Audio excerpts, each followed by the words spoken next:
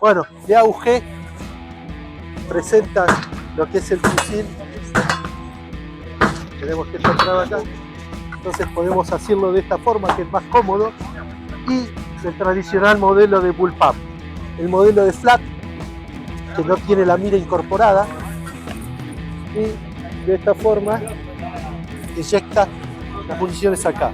Este es más para derecho, porque para zurdo no quiero ver.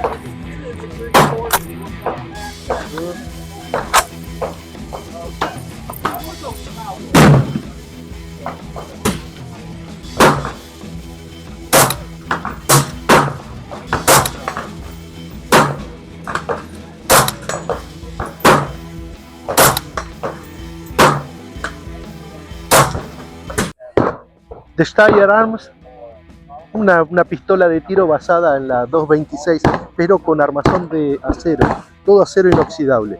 Embudo, extendido, el liberador de cargador y traba de corredera.